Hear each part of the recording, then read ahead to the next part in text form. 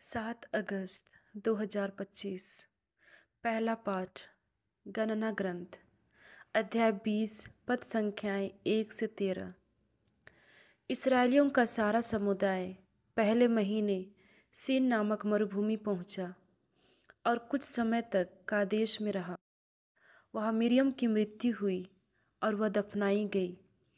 लोगों को पानी नहीं मिल रहा था, इसलिए वे एकत्र होकर मूसा और हारून का विरोध करने लगे। उन्होंने यह कहते हुए मूसा से शिकायत की, ओह, यदि हम अपने भाई बंधुओं के साथ ही प्रभु के हाथ मर गए होते! क्या आप इसलिए प्रभु का समुदाय इस मरुभूमि में ले आए हैं कि हम और हमारे पशु यहाँ मर जाएं?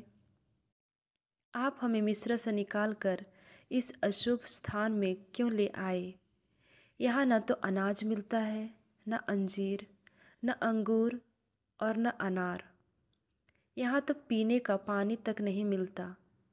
मूसा और हारून सभा को छोड़कर दर्शन कक्ष के द्वार पर आए। वे मुंह के बल गिर पड़े और प्रभु की महिमा उन्हें दिखाई दी। प्रभु ने मूसा से यह कहा, डंडा ले लो और अपने भाई हारून के साथ समुदाय को एकत्र करो।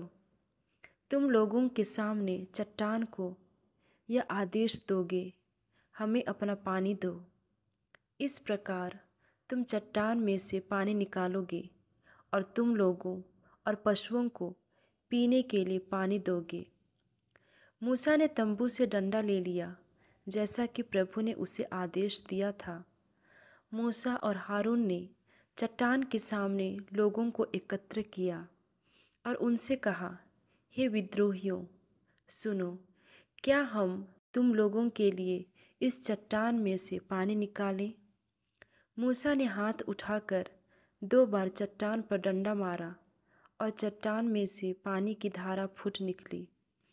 इस प्रकार लोगों और पशुओं को पीने के लिए पानी मिला।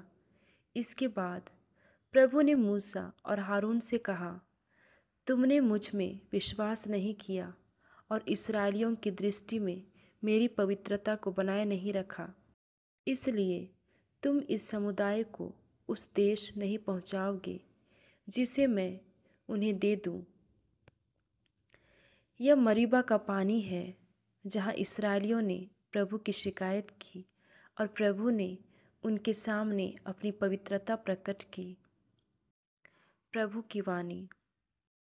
संत मत्ती के अनुसार पवित्र सुसमाचार, अध्याय 16, पद संख्याएं 13 से 23।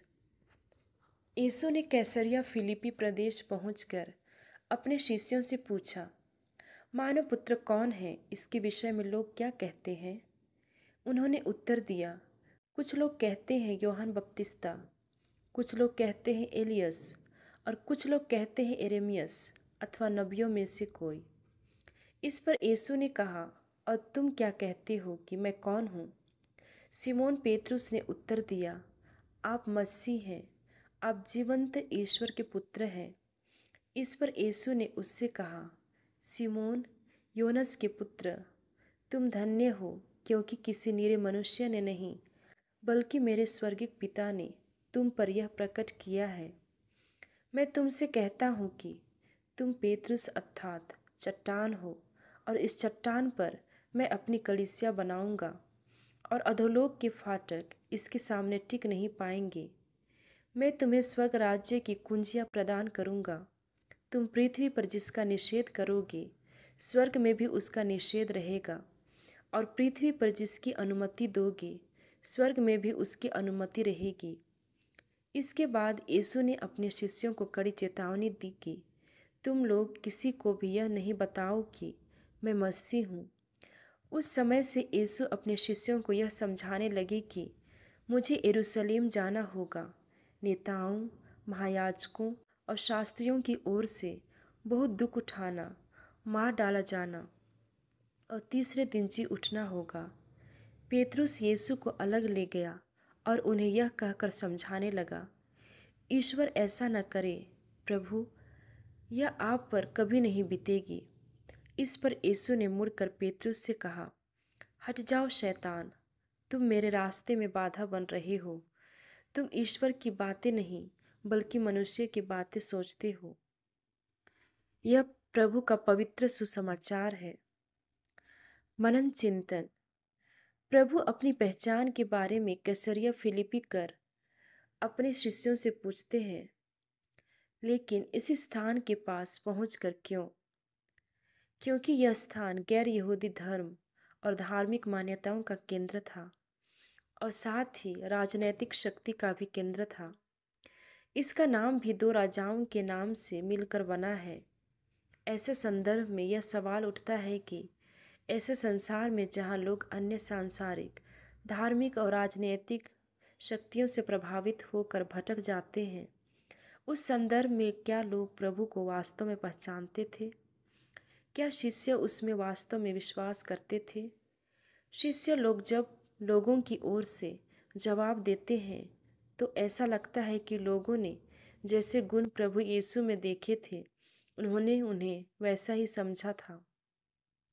लेकिन प्रभु को गहराई से अनुभव करने वाले व्यक्ति उनकी वास्तविक पहचान जानते थे।